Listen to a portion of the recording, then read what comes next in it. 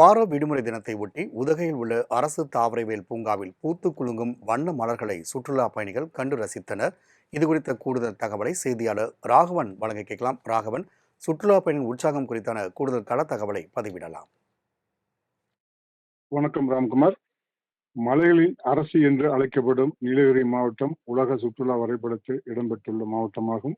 மாவட்டத்திற்கு நாள்தோறும் அண்டை மாநிலங்களான கேரளா, கர்நாடகா மற்றும் தமிழகத்தின் பல்வேறு பகுதிகளிலிருந்து வெளிநாடுகளிலிருந்தும் ஆயிரக்கணக்கான சுற்றுலா பயணிகள் வருகை புரிகின்றனர். இவ்வாறு வரும் சுற்றுலா பயணிகள் உதகை அரசு பூங்கா, ரோஜா பூங்கா, படகு இல்லம், தொட்டபுட்டா மலைச்சிகரம் உள்ளிட்ட பல்வேறு தலங்களை கண்டு ரசித்த இந்நிலையில் உதகையில் கடந்த 3 நாட்களாக தொடர்ந்து சாரல் மழை பெய்து வருகிறது. இதனால் உதகைக்கு வரும் சுற்றுலா பயணிகளின் எண்ணிக்கை குறைந்து காணப்படுகிறது.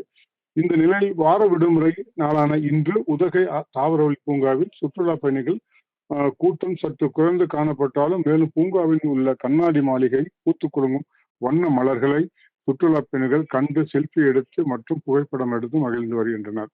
மேலும் அவ்வப்போது சாரல் மழை பெய்து வருவதால் இங்கு நிலவும் இதமான குழு காலநிலையை அனுபவித்துமாறு புல்வெளி மைதானங்களில் சுற்றுலா பயணிகள் நடனமாடி உற்சாகமடைந்து வருகின்றனர். ராம்குமார்.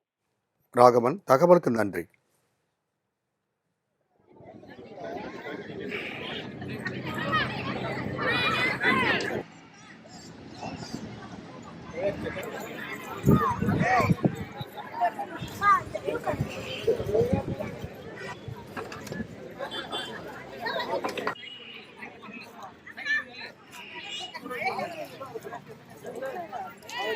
அது கரெக்டா வீக் டேல